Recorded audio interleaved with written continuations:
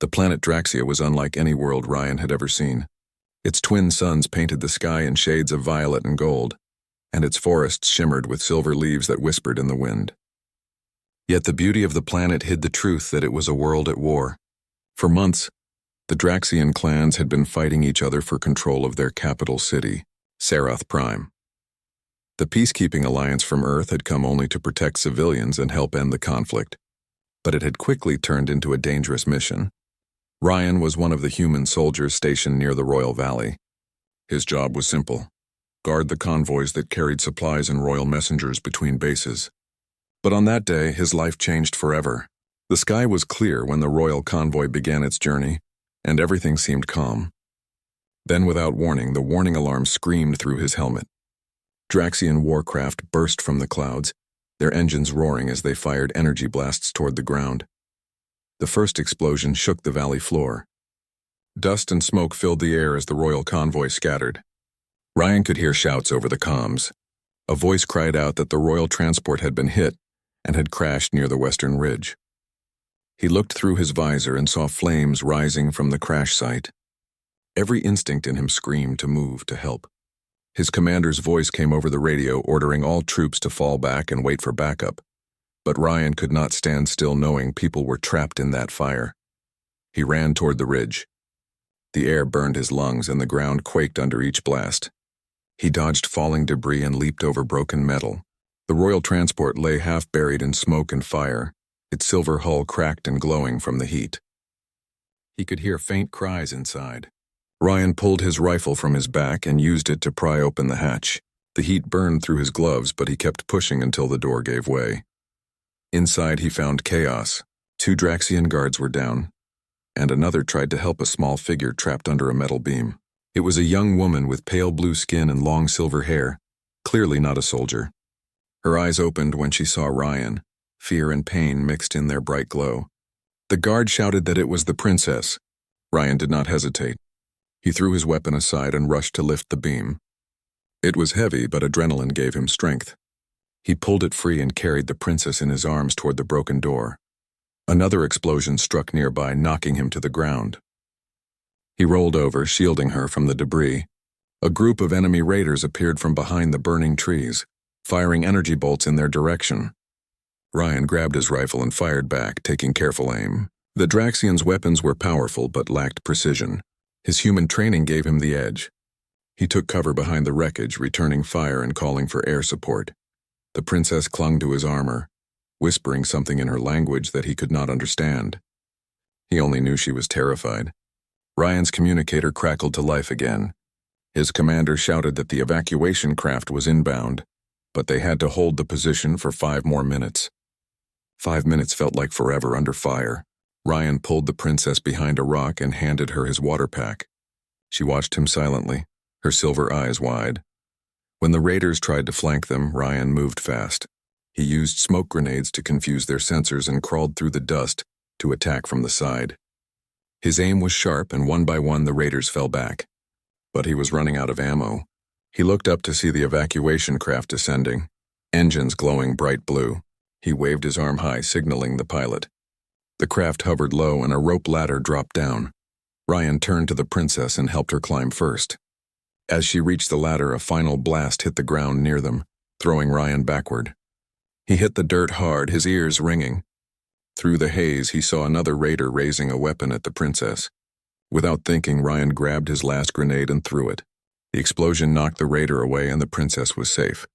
He staggered to his feet, grabbed the ladder and pulled himself up as the craft lifted into the air. Inside the evacuation craft, medics rushed to treat the princess. Ryan leaned against the wall, exhausted, his armor scorched and cracked. One of the Draxian officers recognized him and said in broken English that he had saved their heir. Ryan tried to speak, but his voice came out rough. He just nodded and looked out the window. The valley below was still burning, but the princess was alive. That was all that mattered. When they reached Sarath Prime, the royal city glittered beneath the 2 suns. Floating towers and shining bridges reflected light across the horizon. The palace itself looked like it was made of glass and stone fused together. Ryan had never seen anything like it. As they landed, rows of guards stood waiting, their armor glinting. He stepped out of the craft, unsure of what to expect. A tall woman in flowing silver robes approached. Her presence was calm yet commanding. She had the same pale blue skin as the princess, but carried herself with regal strength. The Draxian officers bowed deeply. Ryan realized this must be Queen Alara, ruler of Draxia. She looked at him with curious eyes and spoke in fluent English, her voice soft but firm. She said she had been told of his bravery, and that he had risked his life to save her daughter when even her own guards had failed. Ryan tried to explain that he was only doing his duty, but the queen smiled faintly and said that few beings had ever defied orders to protect someone not of their own kind. Princess Lyrae stepped forward, her injuries treated but her expression still shaken. She thanked Ryan in a quiet voice, saying he had saved her when she thought all was lost. Ryan bowed his head slightly, not knowing how to respond. The queen placed her hand on his shoulder and told him that the royal family owed him a great debt. She ordered that he be brought to the palace as an honored guest until further notice. As the guards led him through the great golden halls, Ryan could not shake the feeling that something about all this was too much. The palace was filled with strange glowing plants, soft music from crystal instruments, and the scent of flowers that changed color in the air. It felt unreal. He was given a chamber overlooking the city, with walls that shimmered like liquid light. Food and gifts were brought to him by silent attendants. He tried to contact his commander, but communication channels were restricted inside the palace. Every time he asked to return to his base, the attendant simply said that the queen would decide when he could leave. Days passed. The queen invited him to join her for meals and asked many questions about Earth.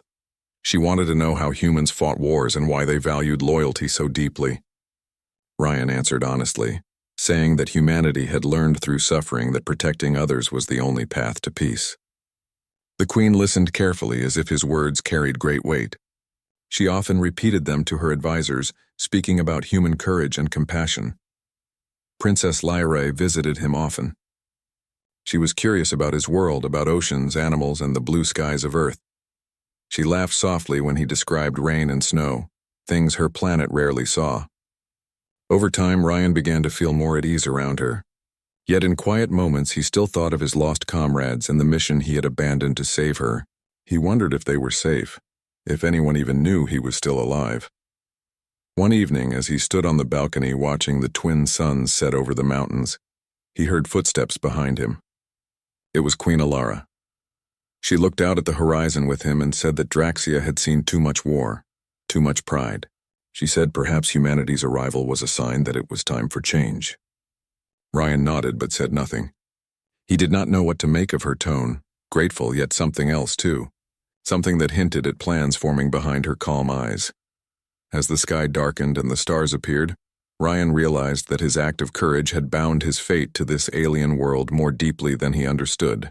He had saved the princess, yes, but in doing so, he had stepped into a web of power and destiny that was only beginning to close around him. Morning light filled the halls of the Draxian palace.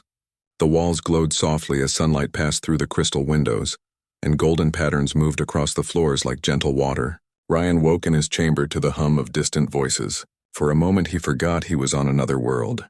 Then the silver sky outside reminded him of where he was. He had been in the palace for several days since the rescue. Every morning, attendants brought him food and clothes designed for his comfort. They treated him with quiet respect, bowing slightly whenever he spoke. It was strange for a soldier used to sleeping in tents and eating ration packs to live among marble floors and glowing lights. Yet the feeling that he was being watched never left him. When Ryan stepped into the hallway, 2 Draxian guards were waiting. They bowed and said the queen wished to see him in the Hall of Stars. He followed them through long corridors filled with murals of Draxian history, battles, great kings, and a world once rich with peace before war divided it. The guards stopped at a tall golden door that opened silently. Inside, Queen Alara sat upon her throne, dressed in silver robes that shimmered with soft light. Princess Lyrae stood beside her, smiling gently when she saw Ryan. The queen spoke first, her voice calm and warm. She said that the royal court had honored him with the title Defender of the Crown. Ryan bowed slightly, unsure what to say. He told her he was honored but insisted he was only doing his duty when he rescued the princess.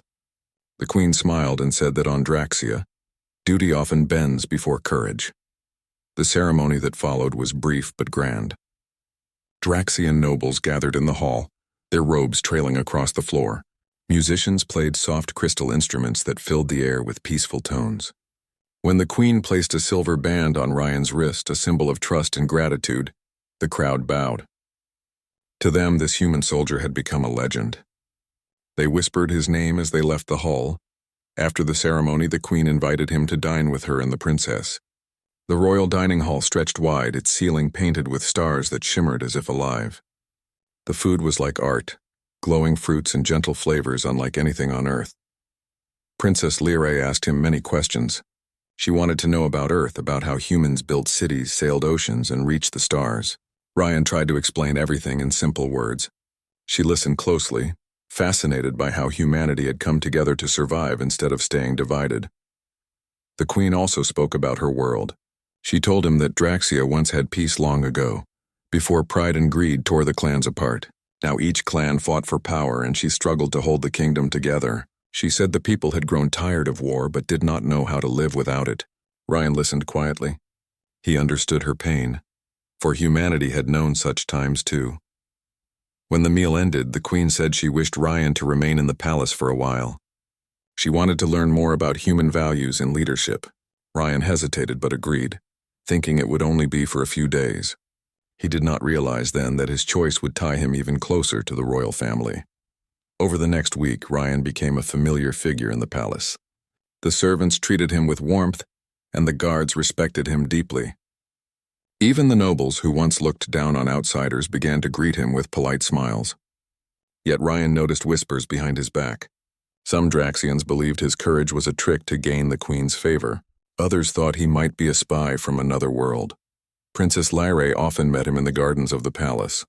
The gardens were peaceful, filled with glowing flowers and tall trees that sang softly when the wind blew through them. She would walk beside him, asking about his family, his friends, and what it meant to be human. Ryan told her that humans were not perfect, but they always tried to do better. He spoke about kindness, unity, and how even the smallest act of courage could change lives. Lyrae listened with shining eyes, clearly moved by his words. One afternoon, as they sat beside a small silver pond, Lyrae told him something that surprised him. She said that her people did not believe in helping outsiders. Each clan only cared for its own. When Ryan saved her, it broke that rule. His actions had started arguments in the council. Some nobles were angry that a human had interfered in their affairs, while others saw him as a symbol of hope. Ryan frowned and said he never meant to cause trouble. He only wanted to protect life. Lyrae smiled softly and said that was what made him different from most warriors she knew. The queen often watched them from the balconies above. She admired the bond forming between the human soldier and her daughter. To her, it proved that compassion still existed in the universe. Yet behind her calm expression, the queen's mind worked constantly. She began to wonder if Ryan's presence was more than chance. There was an old story among her people, a legend about a star-born guardian who would come from the sky to save the royal bloodline when Draxia faced its darkest hour.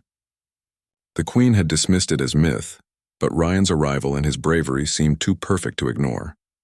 One evening, the queen called her advisors to a private meeting. Ryan was not present. She told them about her plan to use his image to unite the divided clans. If the people believed he was the star-born guardian, they might rally under her rule and end the endless wars.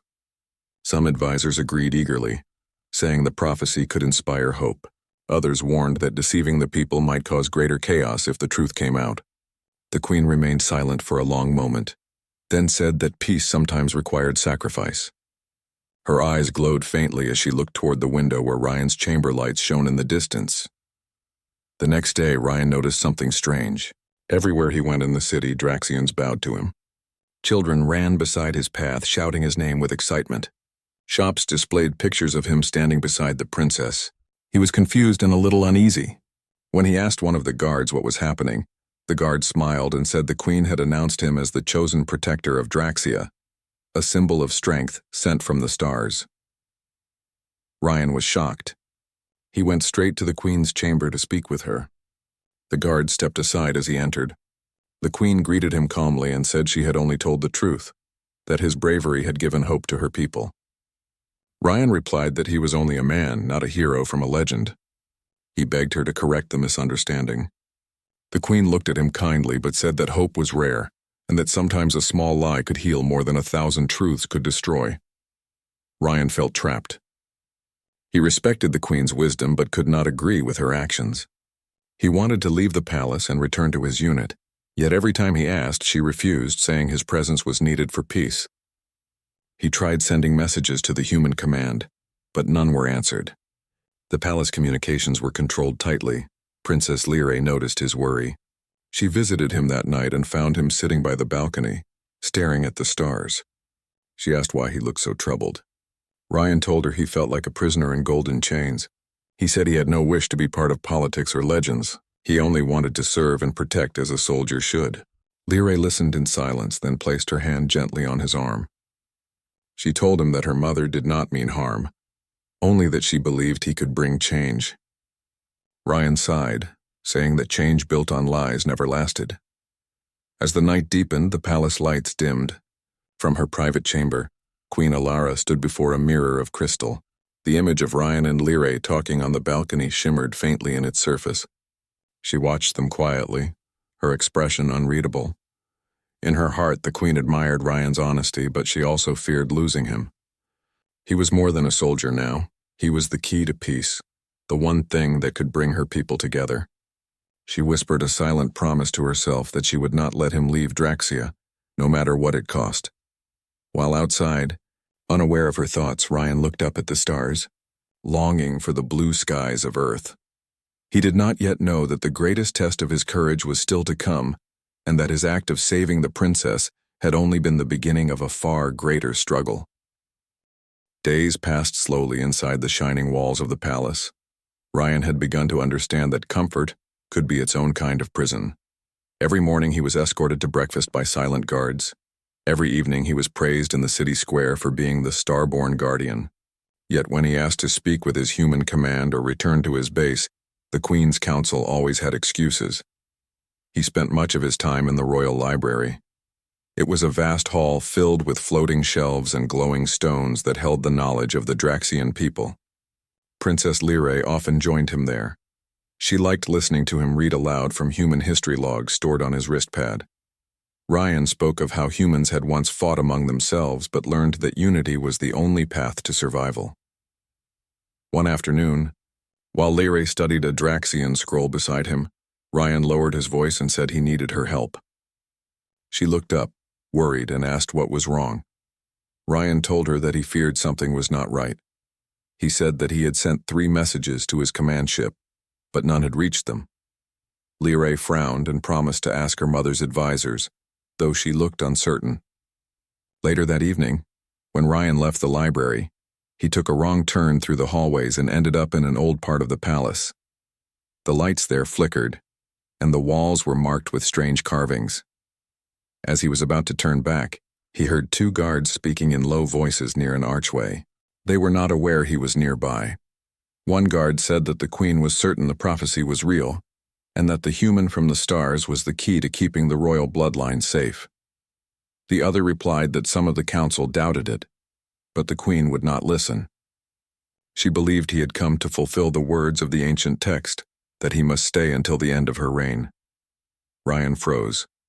He had no idea what prophecy they were talking about, but he understood enough to know that the queen's interest in him was not only gratitude. He quietly returned to his quarters and sat by the window, staring out at the city below. The people were celebrating again. Firelights filled the sky, and banners with his image waved from the towers. He was supposed to feel honored, yet he only felt trapped. The next morning, the queen called him to her private chamber. She seemed calm but serious. She told him that the clans were still divided and that her enemies plotted against her throne. She asked him to stand beside her in a public address to the nation, to show the people that the alliance between Draxia and humanity was strong. Ryan agreed, thinking it might help him earn her trust and maybe learn more. The grand hall was filled with thousands of Draxians. The queen stood on a high platform, her voice echoing through the air. She spoke of hope, unity, and courage. Then she turned toward Ryan and called him her protector, her starborn guardian. The crowd roared with pride and joy. Ryan raised his hand politely but felt the weight of every eye on him. After the speech, the queen invited him to a small dinner with her council. The nobles spoke in soft tones, praising his bravery, but Ryan noticed how they avoided meeting his eyes for too long. When the meal ended, one of the younger advisors approached him quietly. The man's name was Terran. He said he respected Ryan's courage but warned him to be careful. He whispered that the queen saw him not as a guest but as a symbol she could control. Before Ryan could ask more, Terran bowed and left. That night, Ryan's thoughts were restless. He could not sleep. He looked out over the balcony, wondering if what Terran said was true. A soft knock came at the door. It was Princess Lyrae. She looked troubled. She said she had spoken with her mother and learned that all messages leaving the palace were being filtered. Only the queen's own transmissions were allowed through. Ryan realized then that his calls for help had been blocked. Lyrae also told him something else. Her mother had asked the royal priest to study the ancient prophecy.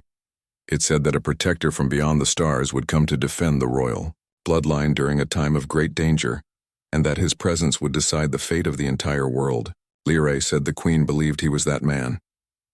Ryan listened in silence, his heart heavy.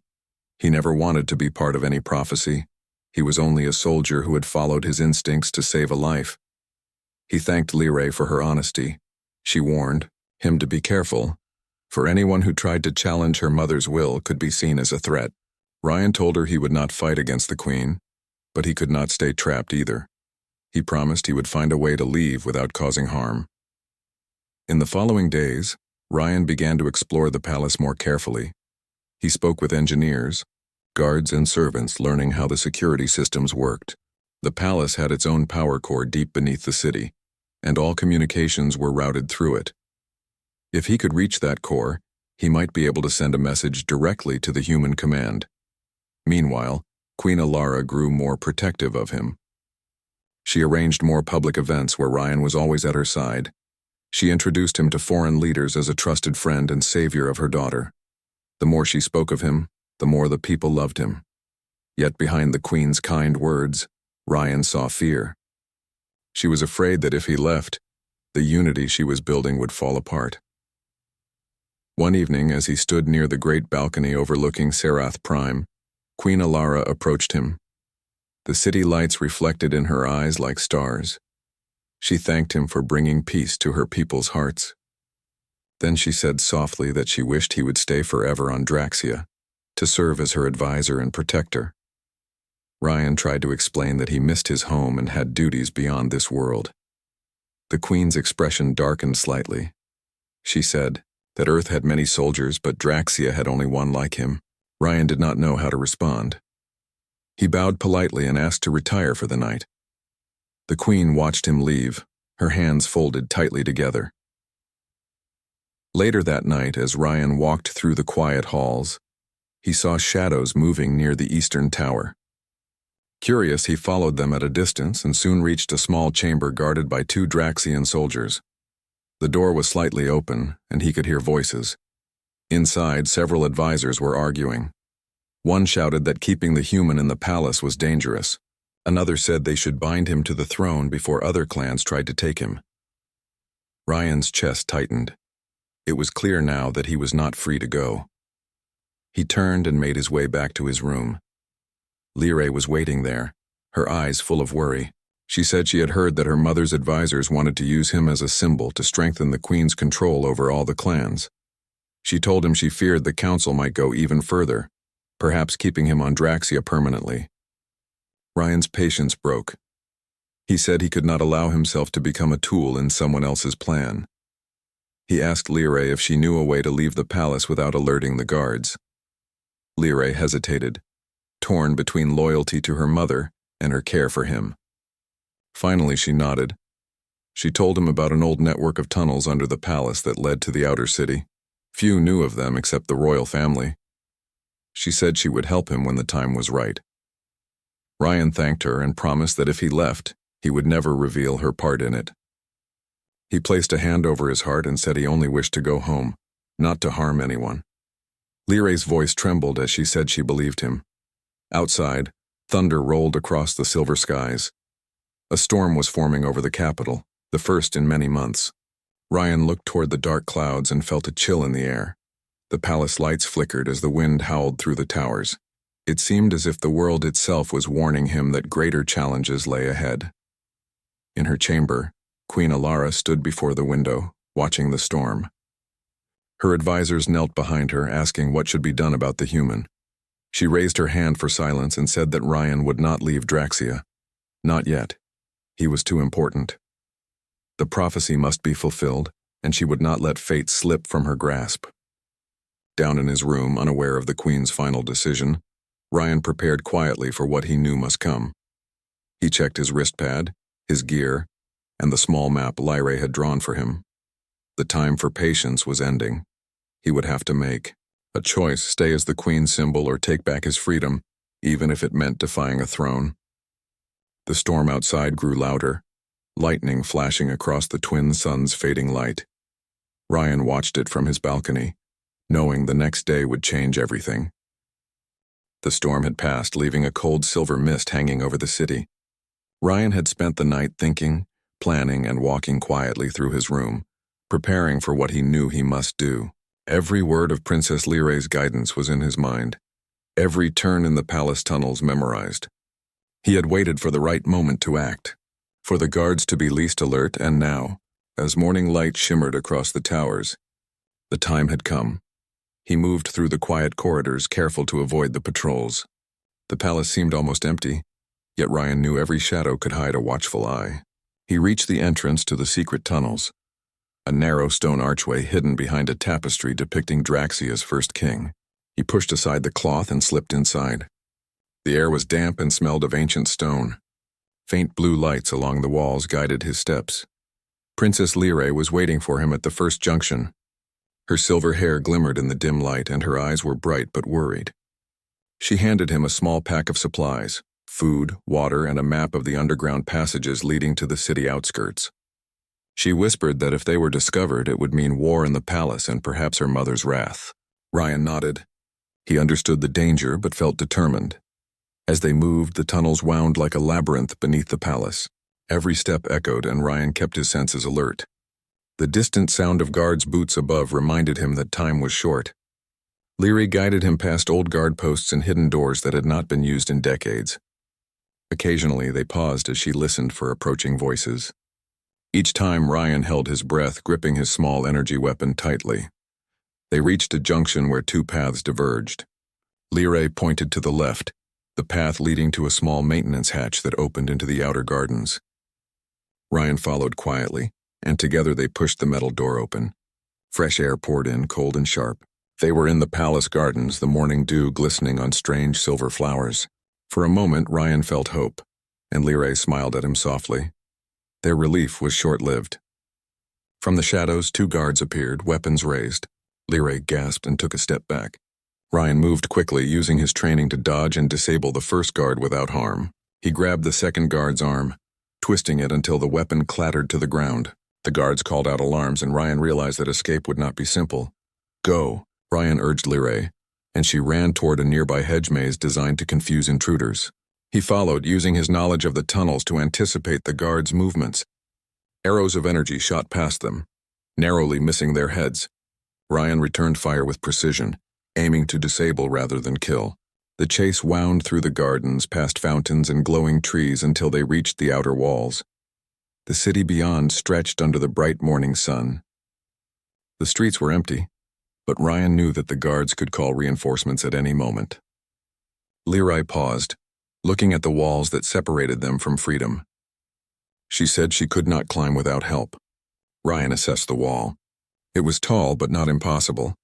He secured a rope from the pack and tied it to a sturdy branch of a nearby tree. He gestured for Lyrae to climb first. "Be careful," Ryan whispered. She nodded, gripping the rope tightly. Her movements were steady but tense. When she reached the top, she paused, looking down at him. Ryan gave a small nod, then began his climb. His muscles strained and his breath came in sharp gasps, but he made it over the wall. They landed softly on the other side, hidden by mist. For a moment, relief filled them both. They were out of the palace grounds, beyond the immediate reach of the Queen's guards. Yet before they could move further, a powerful voice called from behind. "Stop!" Ryan turned to see Queen Alara herself standing on a balcony above, her eyes locked on them. She did not raise her hand to strike, but her presence alone sent a shiver down Ryan's spine. The guards below froze, uncertain whether to act. Ryan realized then that she had anticipated their escape. "Ryan," the Queen called, her voice calm but firm. "You risked your life to save my daughter, and for that I am grateful. But you must understand, leaving now is not your choice. Draxia needs you." Ryan stepped forward, his energy weapon lowered. "Your Majesty," he said, "I only want to go home. I have duties beyond this palace. I cannot be a tool in a prophecy or a symbol. I saved your daughter because it was the right thing to do, not because I belong here." The Queen's eyes glowed faintly. "You may not understand yet, Ryan, but your actions have changed more than one life. You have inspired hope where there was despair. If you leave, that hope dies." Lyrae stepped beside Ryan. "Mother, he saved me. He did not do it for power or fame. He must have freedom." The Queen's expression softened slightly as she looked at her daughter, then back to Ryan. "I cannot risk losing him, Lyrae. Not now. He is more than a protector. He is the heart of Draxia." Ryan realized there would be no negotiation. He looked at Lyrae. "Go," he whispered. "I will hold them off." She hesitated, but seeing his determination, she turned and ran toward the city's outer streets.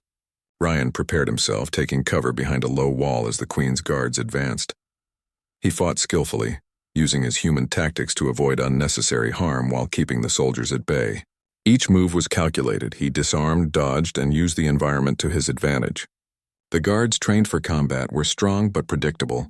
Ryan had spent years in similar situations. Still, he knew he could not hold them forever. Then a subtle vibration beneath his feet warned him. From the shadows, elite soldiers, more skilled than the previous guards, appeared. They moved in coordinated patterns, trying to surround him. Ryan realized that the Queen had brought in her best warriors. This was no longer just a chase. It was a test of endurance and strategy, he thought quickly. Using the mist and low walls, he lured the elite guards into a narrow corridor between two fountain terraces. There, their numbers worked against them. He dodged, used their momentum, and forced them into a pile of energy weapons. With each move, he minimized harm, focusing on disabling rather than hurting. It worked. The guards were tangled, unable to reach him as he continued toward the rendezvous point with Lyrae. The city's edge was close. He could see the gates beyond the mist. Then a loud boom shook the street. A Draxian warcraft hovered above, ready to intercept. Ryan knew he would have only seconds to act. He spotted a stack of crates near the city wall. He climbed atop them, using the height to jump over a small trench and land close to the gates. The gate was massive, and the mechanisms were powered by the city's energy core. Ryan ran to the control panel, quickly analyzing the symbols. He pressed the sequence Lyrae had shown him for emergencies. The gates began to open slowly, and a small hovercraft waited on the other side, cloaked to avoid detection. From the palace balcony, the Queen watched every movement. She clenched her hands but did not call more guards. She understood now. Ryan's courage and determination were as strong as the prophecy she believed in. If he escaped, it would not be the end of hope, but a demonstration of human spirit and ingenuity. Ryan reached the hovercraft. Lyrae was already inside, waiting anxiously. He jumped in and powered it on. The craft lifted quietly, gliding over the city walls. Behind them, the palace guards were closing in, but the hovercraft was fast. The mist helped conceal their path as they moved toward the mountains beyond Sarath Prime. Inside the craft, Lyrae finally allowed herself to breathe. "You did it," she said softly. Ryan nodded, his mind still racing. He knew that the Queen would not give up easily, that his actions had consequences far beyond their immediate escape. Yet for the first time in days, he felt a small measure of freedom. Outside, the twin suns reflected off the silver landscape. The city below was alive with light, and the palace loomed as a reminder of duty, honor, and the power of one man's courage. Ryan glanced at Lyrae and realized that protecting life, standing up for what is right, and acting with courage had consequences both beautiful and dangerous. The hovercraft sped toward the mountains, carrying the human soldier and the princess he had saved. Neither spoke for a while, each lost in thought.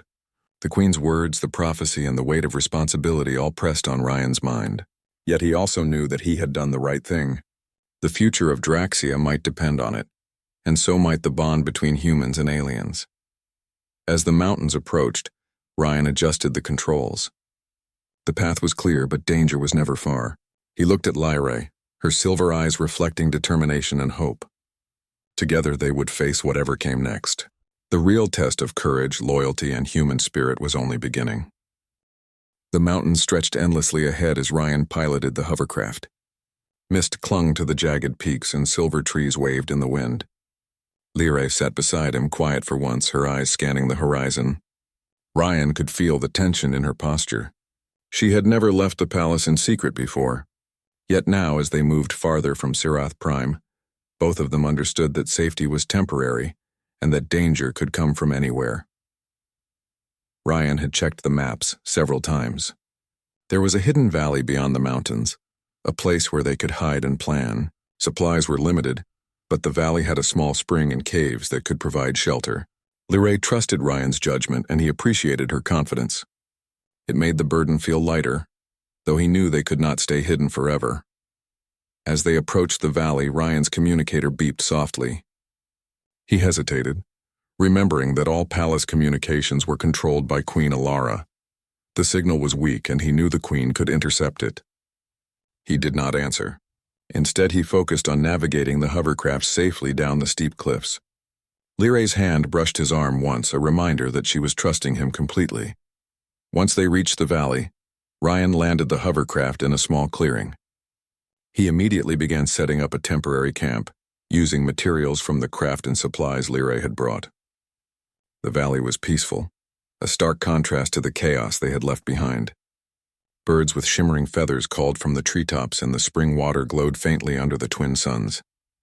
Ryan allowed himself a brief moment of relief, knowing that at least for now they were safe. But even in this hidden place, Ryan's mind was heavy.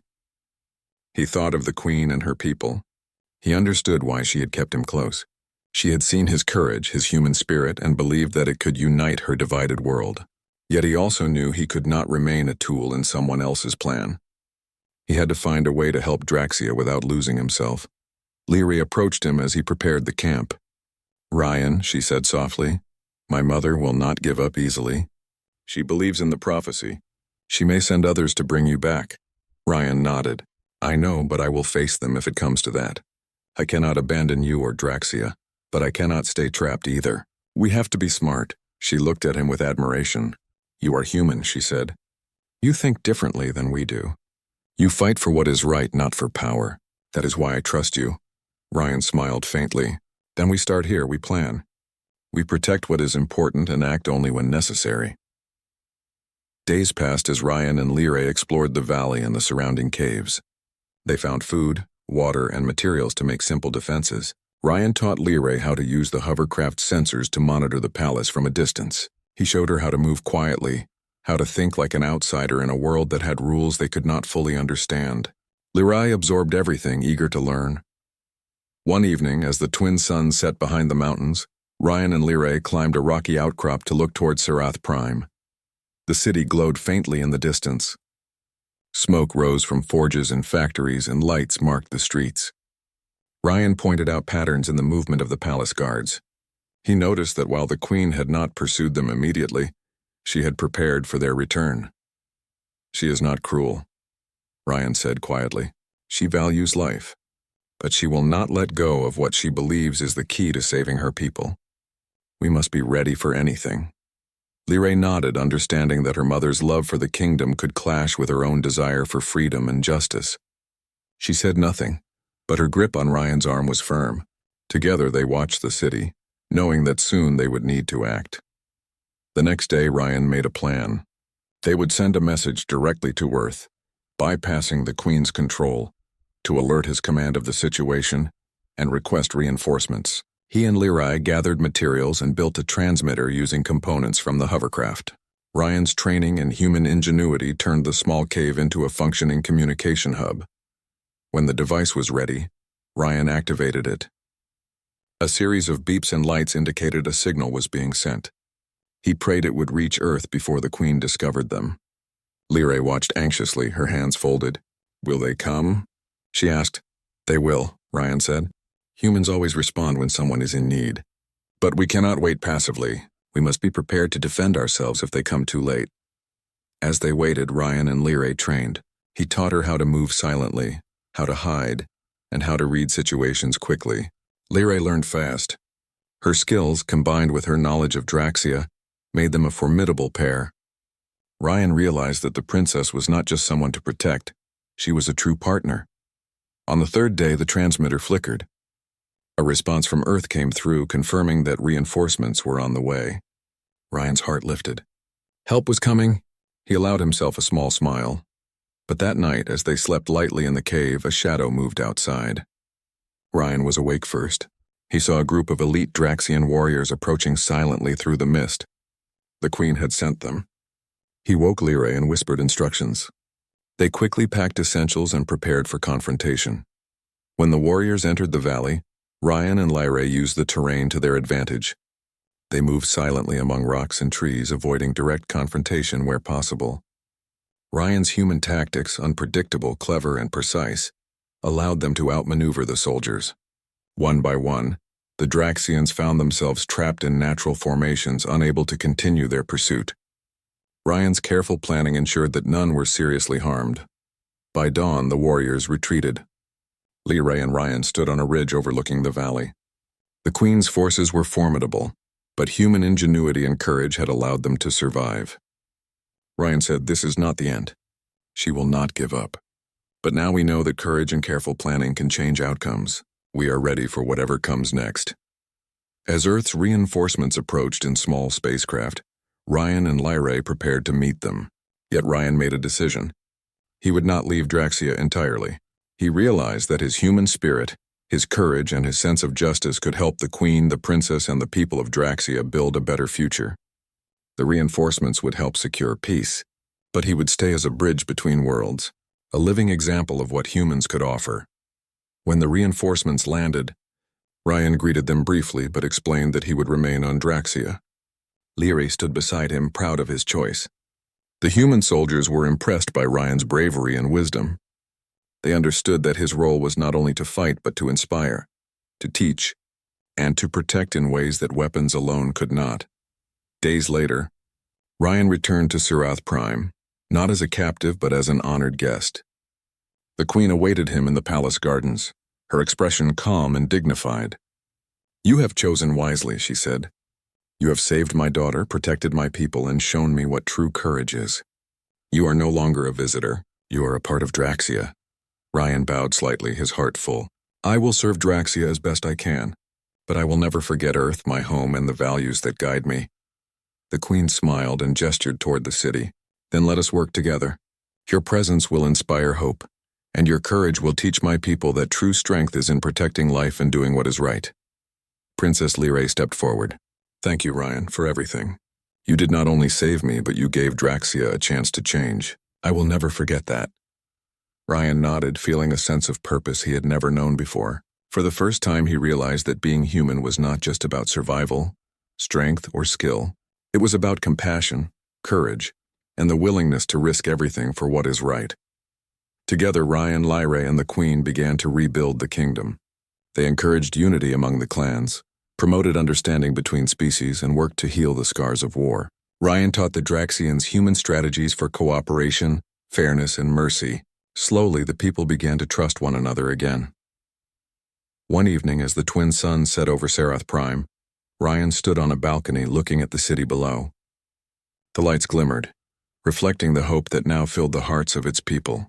Lyrae joined him, her hand brushing his arm. "You changed everything," she said softly. Ryan smiled. "We changed everything," he replied. "Together, anything is possible." Queen Alara watched them from a distance. She had gained not only a human ally but a friend, a teacher, and a reminder that the universe was full of possibilities. She had learned that sometimes the greatest strength comes not from power or fear, but from courage, compassion, and the human spirit. Ryan had risked everything to protect the princess, and in doing so he had given Draxia a future filled with hope. He had chosen to stay, not as a prisoner, but as a bridge between worlds, a living testament to what humanity could offer. And so, the human who had arrived as a stranger became the heart of a world. The Queen would not let him go because she did not need to. Ryan had chosen to stay, and in his choice, he had proven that the courage to protect others, the willingness to act with honor, and the strength of human spirit could change not only one life, but an entire planet. The stars shone brightly above, the twin suns fading into night, and Ryan knew that this was only the beginning of a new era for Draxia, an era where humanity's light guided the path toward peace, hope, and unity.